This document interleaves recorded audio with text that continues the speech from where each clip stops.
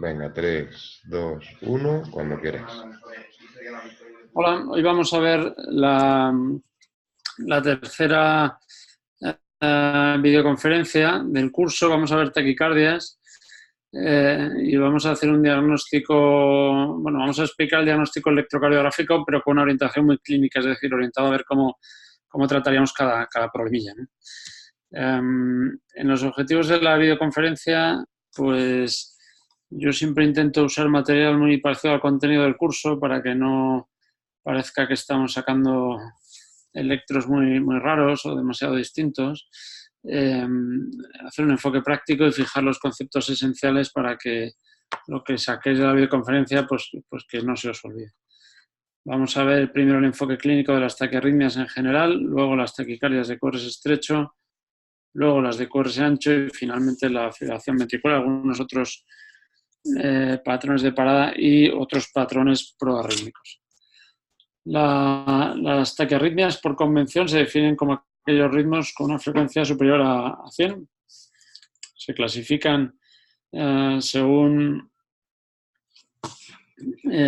sea una taquicardia sinusal o fisiológica o el resto de tipos, y globalmente las separamos de una forma rápida según el QRS sea estrecho o ancho. La tolerancia habla de un poco de la estabilidad clínica y hemodinámica, es decir, con qué tensión se mantiene el paciente y luego pues, si tiene síntomas de riesgo como dolor torácico o síncope. Los mecanismos, pues bueno, no vamos a entrar muchísimo en la fisiopatología, pero un poquito sí. Hay básicamente dos grandes mecanismos, automatismos, es decir, focos ectópicos y luego circuitos que lo que hacen es generar unas taquicardias que veréis que se comportan de forma un poquito diferente. La taquicardia sinusal, bueno, pues es una taquicardia que, como su nombre indica, tiene una P de morfología similar a la sinusal, es decir, positiva en cara inferior y que va a tener una onda P delante de cada QRS. Añadiría yo que el PR tiene que ser razonable, ¿no? O sea, no podemos tener una taquicardia sinusal en la que el PR sea de apenas pues 40 milisegundos, ni tampoco un PR excepcionalmente largo. Tenemos que creernos que esa onda P está conduciendo el estímulo al ventrículo y generando el QRS siguiente. Normalmente lo que vemos es, en general, unas ondas muy parecidas a un electro normal, simplemente una frecuencia un poco más alta. De forma fisiológica se suele apreciar que el PR se puede acortar y el ST puede descender de forma fisiológica. Hay que descartar causas extrínsecas como shock, infección, embolia de pulmón, anemia, etc. La ectopia auricular, lo veis ahí con las flechas, abajo, pues sería un latido fuera de sitio. Tenemos PQRS, PQRS, PQRS, PQRS, y una P que se adelante. Eso sería la forma más básica. Es un automatismo y son latidos fuera de sitio que se acompañan de QRS. Las taquicardias ya, digamos, de verdad, pues las de QRS estrecho serían aquellas, casi siempre son aquellas que se producen, se originan y se mantienen en las zonas de las aurículas o el nodo, es decir, por encima de los ventrículos, y anatómicamente, obligatoriamente, pues tiene que intervenir alguna estructura por encima de la CGIS. A veces puede intervenir alguna estructura por debajo, pero siempre alguna estructura por encima. ¿Por qué es tan importante separarlas? Pues porque cuando es supraventricular, en medio, entre el ventrículo y la zona supraventricular, vamos a tener el nodo AV. El nodo AV va a ser capaz de filtrar el ritmo auricular y habitualmente pues no permite frecuencias de más de 200, 220. Además, estas taquicardias supraventriculares las podemos ver con QRS ancho si hay alteración de la conducción, por ejemplo, bloqueo de rama, que eso puede ser pues, de forma fija en pacientes que ya tienen bloqueo de rama o de forma frecuencia dependiente en algunos pacientes que tienen trastornos de la conducción no establecidos, es decir, un bloqueo de rama incipiente que a lo mejor a una frecuencia normal de 60 pues conduce bien, pero a frecuencias altas, por ejemplo, 150 ya no conducen bien y se observa bloqueo de rama. ¿Cómo las manejamos? Pues básicamente lo primero que veríamos es que el QRS es estrecho, es decir, menos de 120, y si el paciente puede estar estable o inestable. Si es estable, hacemos electroderivaciones y haríamos un diagnóstico diferencial. Ya hemos dicho que el 95% serían supraventriculares, que si es irregular, prácticamente todas van a ser fibrilación auricular, y lo que haríamos es buscar ondas PES para esclarecer el diagnóstico. El manejo normalmente va a ser masaje del seno carotidio y o adenosina o ATP. Si fuera inestable, yo intentaría también hacer un electroderivaciones para tenerlo documentado. Haríamos una sedación y una cardioversión. Esto es muy poco frecuente, pero bueno, en pacientes sobre todo con cardiopatía, pues si el paciente tiene un flúter o una FA, sí que le pueden estabilizar y requerir cardioversión. Este sería un poco el diagnóstico diferencial de la taquicardia QRS estable, fibrilación auricular, flúter auricular, taquicardia intranodal, taquicardia auricular y taquicardia multifocal. Vamos a ir viéndolas una a una. La fibrilación auricular es el ritmo más frecuente después del ritmo sinusal, en torno al 1-2% de la población general y un 5% en ancianos. El mecanismo es múltiple y no está completamente definido. Se asocia a cardiopatías y degeneración del tejido auricular, sobre todo crecimiento de la aurícula izquierda. Lo que veríamos es un ritmo irregular. Si vemos un ritmo irregular, casi siempre va a ser una fibrilación auricular, raramente va a ser otra cosa. Y luego buscaríamos la actividad auricular. La actividad auricular será o bien incierta, es decir, no veo nada, solo veo irregularidades, o bien veo actividad auricular, pero es completamente irregular. Vemos lo que llamamos ondas Fs, pero no ondas Ps. Nunca vamos a ver Ps en fibrilación auricular. Si tuviéramos que hacer un dibujo de la fibrilación auricular, sería esto, serían aurículas con descarga caótica, como ves, las líneas rojas, y luego, de vez en cuando, pues latidos conducidos por el nodo V hasta el ventrículo en una frecuencia que va a regular el propio nodo auriculoventricular. Este sería un ejemplo típico de fibrilación auricular. Veríamos que la frecuencia está elevada, en torno a 140. Veríamos que si buscamos la distancia entre onda R y onda R, esa distancia es irregular, no es regular. Y al buscar actividad auricular no veríamos nada muy claro. A lo mejor si vemos en V1 hay ondas, pero no hay ondas que se repitan o reproducibles. Hay un ritmo así un poco aserrado e irregular, que no puede ser ni sinusal, ni flúter, ni nada. Eso es una fibrilación auricular. ¿Cómo nos gustaría tener la fibrilación auricular? Pues en una frecuencia en torno a 90, 100 en reposo. Y si no, pues lo consideraríamos que está rápida e intentaríamos rebajar la frecuencia. La clasificaremos según la duración, como FA de nuevo diagnóstico o de duración incierta.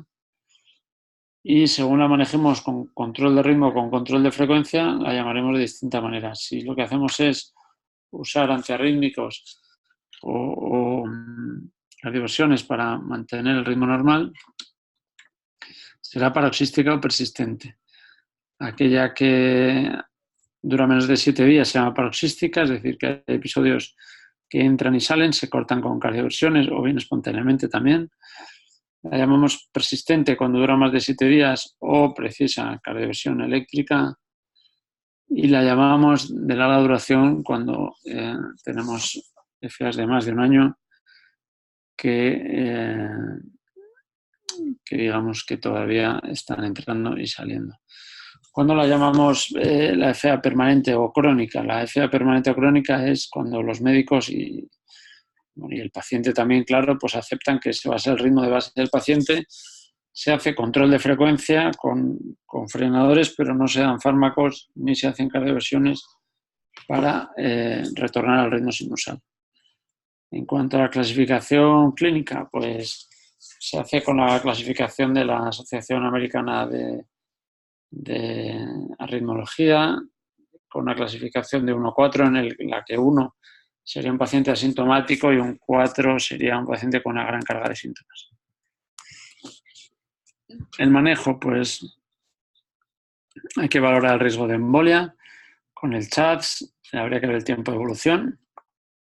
Si el ritmo de embolia es bajo, el riesgo de embolia es bajo, y el tiempo de evolución es de menos de 48 horas, normalmente vamos a hacer cardioversión farmacológica con amiodarona, flecainida, bernacalant. Si el tiempo de evolución es elevado, más de 48 horas, o el riesgo de embolia es alto, lo que vamos a hacer es anticoagular, hacer control de frecuencia y decidir más tarde si cardiovertimos o no. El flutter. El flutter es un circuito. ¿Qué significa que es un circuito? Que va a ser un ritmo regular. Es un ritmo que si solo miramos la aurícula es completamente regular. El ritmo la frecuencia a nivel de la aurícula va a ser siempre 300 latidos por minuto. Esto va a ser filtrado por el nodo AV y nos va a dar divisores de 300. La frecuencia siempre va a ser en divisores de 300. Es decir, 150, 75, etc. Y por eso a veces veréis que llamamos la conducción del flutter con numeritos. 2-1, por ejemplo, sería un flutter a 150 en el que un latido conduce, otro latido no conduce. El flutter típico sería este que veis en la imagen, con un giro antihorario común, ahora lo veis en el dibujo.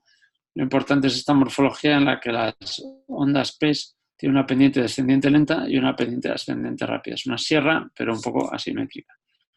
Ahora lo vemos un poco más en detalle. La actividad auricular será regular y características, ondas F con mayúscula. Nunca habrá ondas PES ni línea de base y la conducción AV será variable pero característica. Ahí veis la morfología, descenso lento, ascenso rápido. Si lo ponemos en grande tendremos esta línea de base.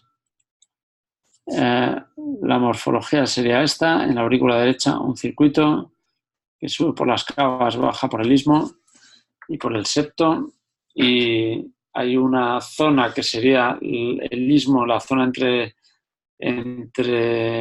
la tricúspide y el septo, en el que una aplicación de radiofrecuencia podría hacer eléctricamente muerta esa región. Sería una ablación del istmo cabo-tricúspide y podría curar la arritmia con muy buenos porcentajes de éxito y de seguridad.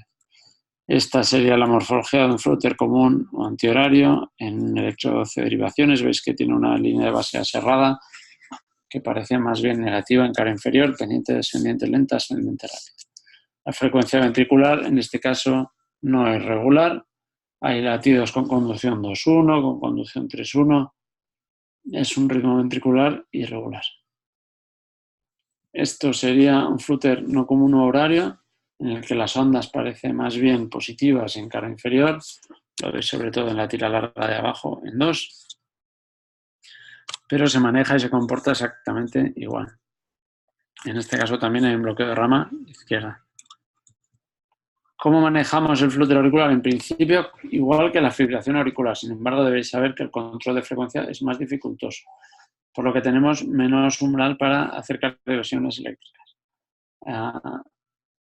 Cuando hablamos de control de frecuencia, pues decir que normalmente usamos en primera línea betabloqueantes o diltiazemo verapamilo, en segunda línea digoxina, salvo que haya una situación de insuficiencia cardíaca, y en tercera línea, en principio, la amiodarona.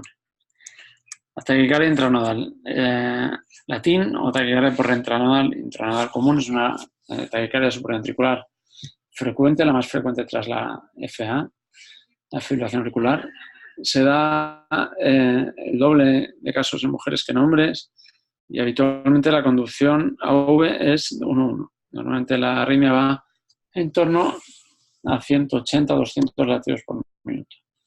El mecanismo es una reentrada, pero a diferencia de la reentrada del flutter, es una reentrada chiquitita, con un circuito pequeñito en el nodo AV, de manera que si bloqueamos el nodo AV con adenosina, por ejemplo, podemos terminar la taquicardia. En la taquicardia por reentrada común, lo que veremos es una onda P retrógrada con polaridad inversa y un RP corto. Esto del RP, que es un poco largo, es la distancia entre la onda R y la siguiente onda P. Si os fijáis en el trazado que os he puesto aquí en grande, veréis que hay una muesca después del QRS, una deflexión positiva. Eso es una onda P retrógrada. Es una onda P que es retrógrada porque en cara inferior es positiva en lugar de negativa.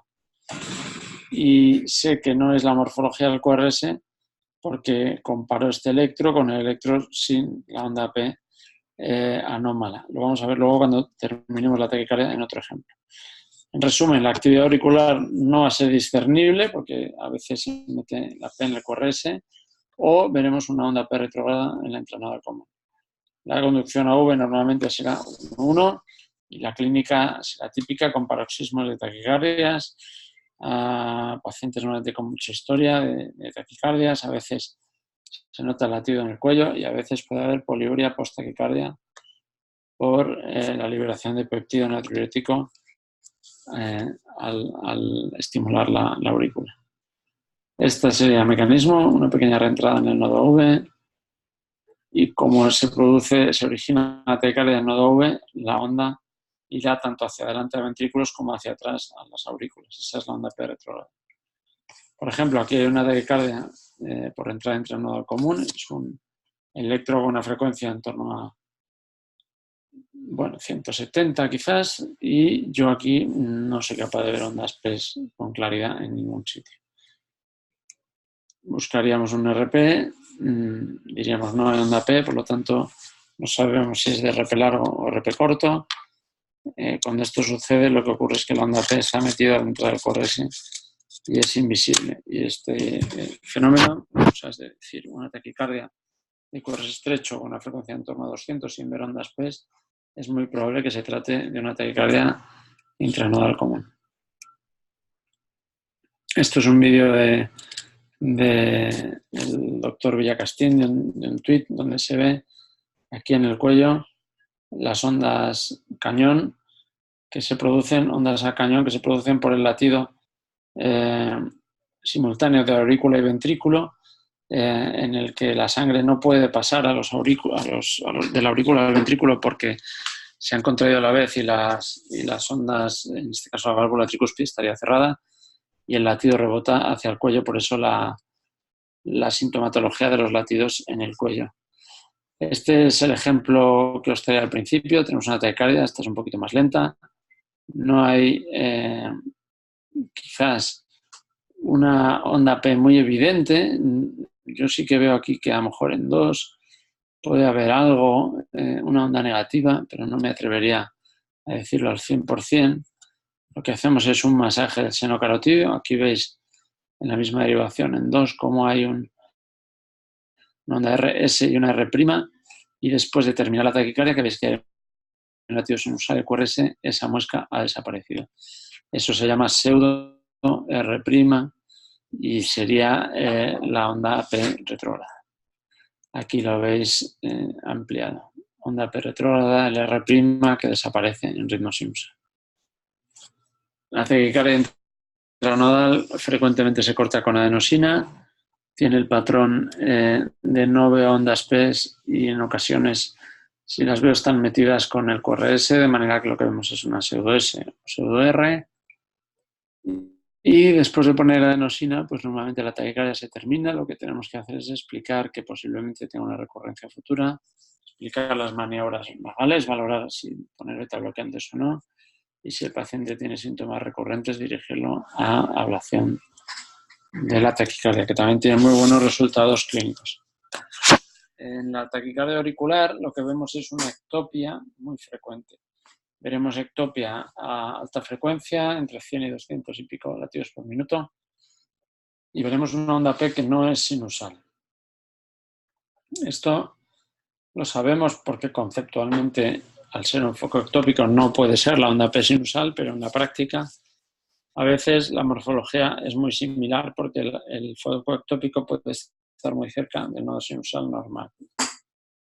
Por eso puede ser difícil el diagnóstico, pongo ahí, si no tenemos electros en ritmo sinusal, y puede ser difícil si la taquicardia auricular es alta, es decir, cerca del nodo sinusal. El mecanismo es un automatismo y no interviene el nodo V, de manera que la adenosina nos va a servir para diagnosticarla porque bloquearemos complejos QRS y veremos lo que hay debajo, pero no nos va a terminar la taquicardia. Ahí vemos en las imágenes de abajo cómo hay ondas P negativas en cara inferior, en 2, en 3, en OVF con frecuencia elevada, y como no son positivas en cara inferior, no puede ser sinusal. La representación sería esta, un foco ectópico en la aurícula que emite un estímulo que luego filtra el nodo AV y finalmente pasa al ventrículo. Esta sería, en resumen, la taquicardia auricular. Tendría respuesta variable a la adenosina, algunas no hacen nada de respuesta, algunas pueden ralentizarse un poco y muy raramente bloquearse. Tenemos una onda P parecida al ritmo sinusal, pero siempre distinta. Y lo trataríamos sobre todo con verapamilo, también podríamos ser beta-bloqueantes o el diazem. Y si el paciente tiene insuficiencia cardíaca, usaríamos amiodarona. La cardioversión es poco eficaz habitualmente por recurrencia precoz. La taquicardia auricular multifocal, el quinto subtipo, ya con este terminamos, son ectópicos a una frecuencia variable pero rápida siempre, con al menos 3 morfologías de P. Típicamente lo vemos en pacientes EPOC reagudizados. Como se trata de un automatismo también, la adenosina va a ser diagnóstica pero no terapéutica. Normalmente el enfoque principal del tratamiento es tratar la patología de base. Lo que vamos a ver también de forma característica es una onda, es un intervalo PR variable según lo lejos o lo cerca que esté el foco del nodo V. Ahí veis cómo hay al menos 3 morfologías de P, pero hay una P antes de cada QRS y veis que el PR también es un poquito variable. En la taquicardia auricular multifocal es frecuente que el RR sea irregular, porque al no tratarse de un único foco puede haber pequeñas variaciones de frecuencia de disparo entre los focos. La representación sería esta, varios focos en distintos sitios de la aurícula disparando y siendo filtrados por el nodo V hacia el ventrículo. La taquicardia auricular multifocal se manejaría exactamente igual que una taquicardia auricular convencional. Ahora vamos con las taquicardias de QRS ancho, fuente de mucho lío y de mucho error diagnóstico también. En general tenemos que manejarlas como si fueran una urgencia médica y también pues vamos a distinguir entre las estables e inestables. Las inestables, es decir, aquellas que tienen bajada de tensión, que tienen dolor torácico, bajo nivel de conciencia, las vamos a cardiovertir o podemos en general poner fármacos, salvo que la inestabilidad sea muy alta, ya que ir a la cardioversión eléctrica. Y si es estable, lo que vamos a hacer es un electro de 12 derivaciones. ¿Cómo es el diagnóstico diferencial en las taquicardias de QRS ancho? La mayoría van a ser taquicardias ventriculares. Solo si tiene una morfología muy clara de rama derecha o rama izquierda, yo pensaría en supraventricular, especialmente si el ritmo, si los RR son irregulares. Un paciente con RRs irregulares, morfología de bloqueo de rama, lo más probable es que tenga una fibrilación auricular con bloqueo de rama, que ya hemos dicho que puede ser fijo o variable. Lo manejaríamos también con masaje del seno, adenosina, ACP de forma preliminar. Las definimos como aquellas taquicardias en las que no intervienen estructuras por encima de la de His y en general se toleran peor. No siempre la taquicardia de QRS ancho se tolera mal y la de QRS estrecho se tolera bien, pero sí que en general las de QRS ancho se toleran peor. El nodo AV no puede filtrar, por lo tanto el ritmo ventricular no tiene un freno y se puede disparar en exceso poniendo pues, al paciente en problemas, incluso en riesgo vital. En algunas pocas ocasiones las podemos ver taquicardias ventriculares con QRS estrecho. ¿Cuándo ocurre esto? Cuando la conducción se realiza muy cerca del sistema de conducción, es decir, latidos extra que generan una taquicardia original del ventrículo, pero en la que el circuito está demasiado cerca o muy cerca del nodo AV distal o del His-Purkinje, y hay muchas estructuras de conducción especializadas que participan de la taquicardia. Lo vemos, por ejemplo, en las fasciculares o en algunas de tracto de salida. La forma más sencilla de taquicardia de QRS ancho o ventricular serían los extrasístoles, igual que en las aurículas, son latidos fuera de sitio. Estas pueden ser monimorfas o polimorfas, pueden ser aisladas o con acoplamiento. Con acoplamiento sería lo que veis en la imagen. que sería de feminismo, es decir, que no hay un ritmo caótico generado por estas sístoles, sino que se acopla al ritmo sinusal precedente de una manera o de otra. Siempre se produce después una pausa compensadora completa y el punto de corte serían 3 latidos. Si tienen más de 3 consecutivos o 3, se consideraría taquicardia ventricular. La representación sería esta: el nodo sinusal, la primera estrella, late y sigue latiendo, y el nodo y el foco ventricular dispara, compitiendo y superando pues todo lo que se produzca por encima. Si hay una onda P, se bloqueará. Esa onda P que se bloquearía es lo que llamamos disociación auriculoventricular. Vamos a verlo por partes. Sería un ritmo rápido de 3 o más latidos, originado bajo la de His. Las llamamos sostenidas o no sostenidas, como un primer apellido, según duren más o menos de 30 segundos. No sostenidas sería aquella secuencia de más de 3 latidos, pero menos de 30 segundos, y las demás sostenidas. Los mecanismos más frecuentes son las reentradas. Un infarto antiguo que tiene zonas de heterogeneidad en la conducción y se produce un circuito en su interior, y eso genera taquicardia. También pueden ser producidas por automatismos como la fibrilación ventricular primaria del infarto agudo o por actividades encadenadas que veremos algo más tarde. La morfología pues puede ser monomorfa o polimorfa. La polimorfa son torsades, son taquicardias ventriculares polimórficas, que se asocian a otras cosas, sobre todo isquemia cuello largo, y que son peligrosas por el riesgo de parada cardíaca. Esta sería la morfología: un pequeño circuito en una escala que dispara latidos ventriculares. Y el diagnóstico eléctrico pues tiene su dificultad. Vamos a ver primero lo que no sería diagnóstico. Las frecuencias no siempre o no necesariamente tienen que ser más rápidas que las supraventriculares, aunque con frecuencias son rápidas. Podría haber una taquicardia ventricular lenta, sobre todo si se trata de fármacos como amiodarona, y sin embargo una fibrilación auricular más rápida. La tolerancia hemodinámica tampoco hace ningún criterio diagnóstico. No es necesariamente peor la tolerancia en un paciente individual, aunque sí en términos generales.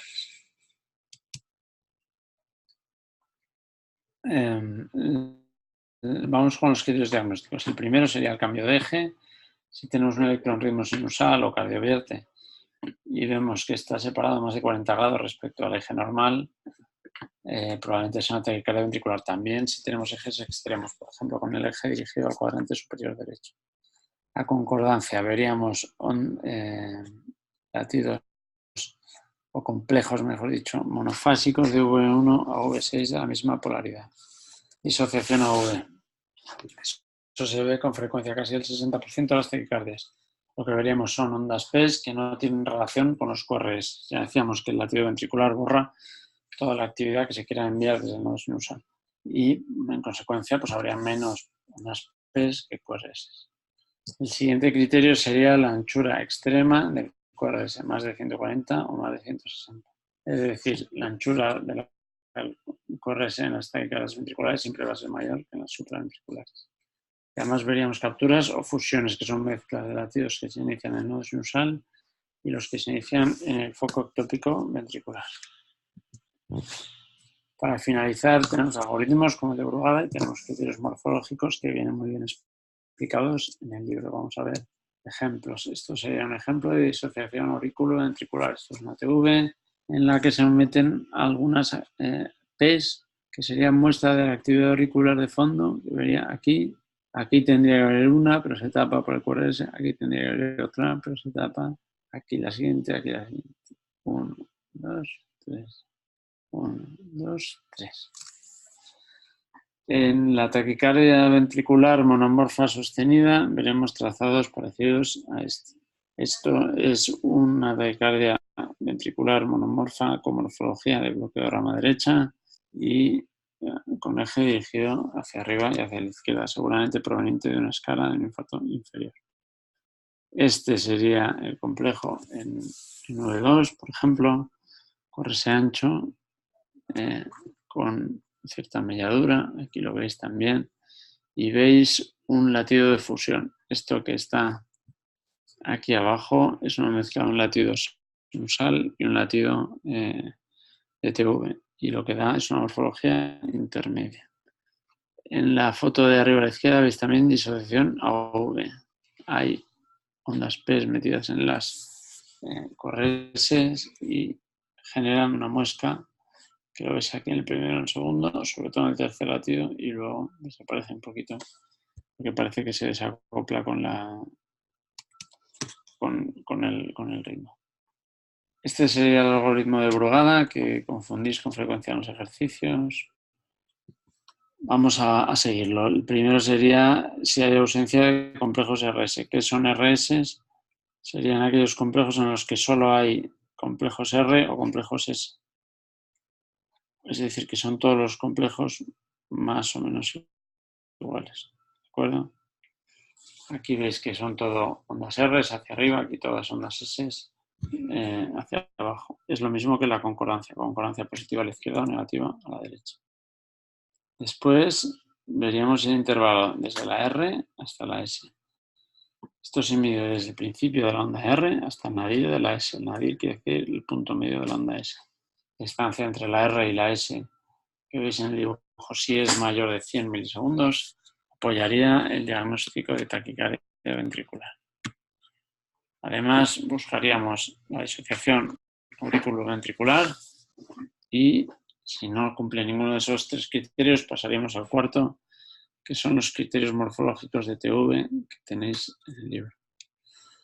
¿Qué otras TVs monomorfas tenemos, además de las TVs de escara? Pues tenemos las del tracto de salida, que son por automatismos, focos automáticos que disparan en tracto de salida, normalmente son relativamente estrechas, de QRS, gente joven, y normalmente tenemos un eje que es inferior, morfología de bloqueograma izquierda o bloqueograma derecha, según otros problemas que pueda tener el paciente.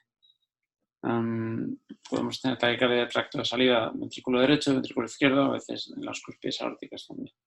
Tenemos las taquicardias rama-rama, en las que participa el tejido de conducción. Tenemos un cuasi casi estrecho, las taquicardias fasciculares izquierdas y las ventriculares del anillo mitral o tricuspide. Esto es otro tipo de taquicardia ventricular, es una taquicardia ventricular polimórfica, fijaos. Hay variación del eje a lo largo de la taquicardia, parece que va girando como sobre sí misma y vemos cambio en la amplitud también, en una determinada derivación, típicamente asociado a isquemia aguda o acute largo. Vemos también en canalopatías como el síndrome de Brugada, la taquicardia ventricular polimórfica catecolaminérgica. Por último, la fibrilación o flúter ventricular, que es un ritmo de parada, irregular completamente y es una urgencia médica. El paciente no tolera esto apenas unos segundos. El flúter ventricular es prácticamente lo mismo, pero se le denomina cuando hay una organización del ritmo con frecuencias muy altas, en torno a 300, similar a esta.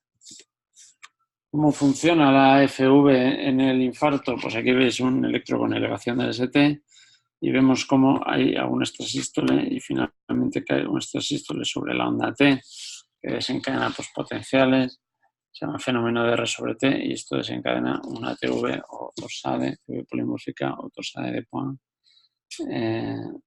que puede desembocar en una parada salvo que se contenga inmediatamente. ¿Cómo serían otros patrones proarrítmicos? Bueno, hemos traído aquí 3 o 4 cosas que se quedan pendientes del libro y que están relacionadas con las taquicardias. El más frecuente, que también tiene cierta dificultad entenderlo, sería las vías accesorias.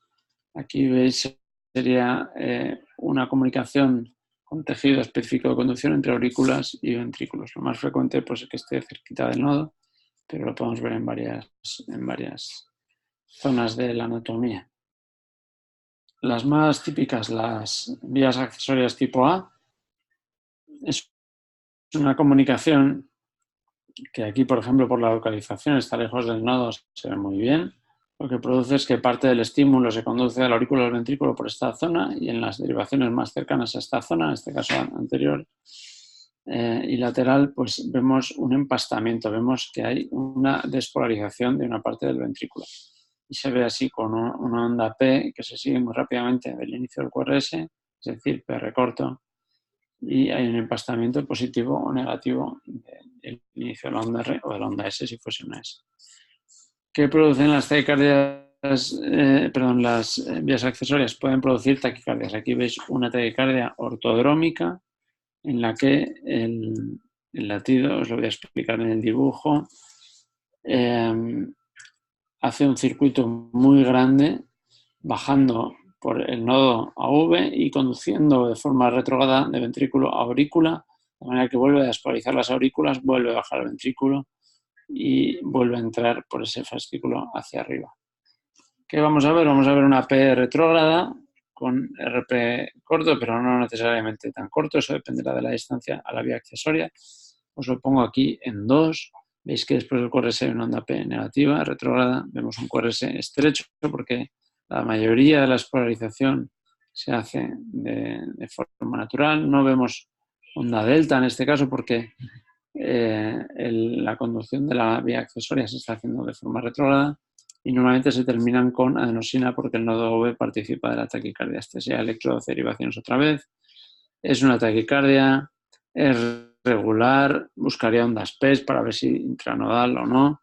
Vemos que tiene una P negativa en cara inferior con un RP relativamente corto y habría que discutir si esto o el diagnóstico diferencial sería entre intranodal no común y intranodal común y taquicardia ortodrómica.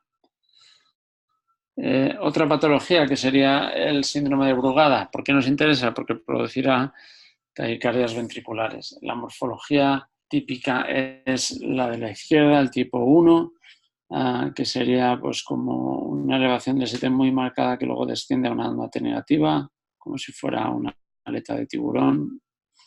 El tipo 2 sería una silla a montar, es una derivación V1, V2 con elevación del ST y con esa morfología en silla a montar. Y el tipo 3 sería como el tipo 2, pero con un QT más largo y menos llamativa esa elevación.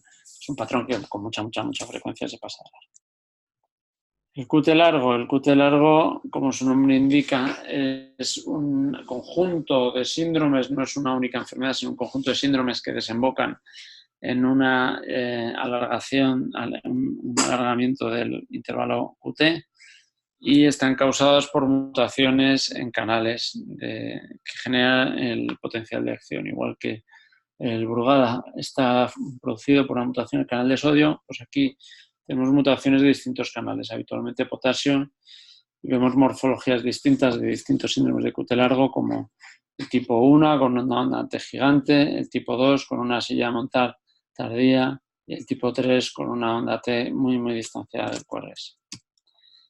La displasia del ventrículo derecho es una enfermedad también codificada genéticamente en la que hay sustitución de tejido muscular de miocitos por grasa, que típicamente se produce en el ventrículo derecho, sobre todo en el ápex, porque a veces tiene extensión al ventrículo izquierdo y que da manifestaciones, pues lógicamente en las derivaciones donde más se ve el ventrículo derecho, es decir, en V1, V2. Lo vamos a ver un poquito en grande.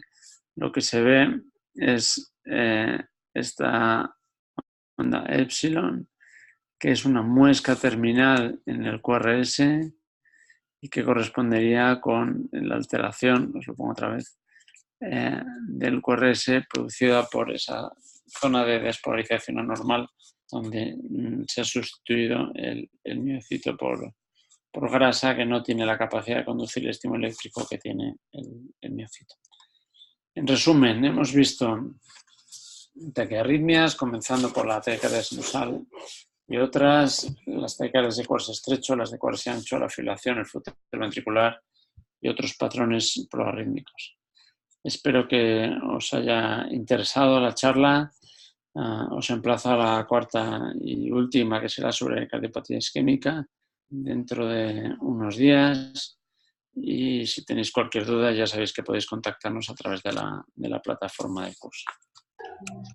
Adiós y muchas gracias.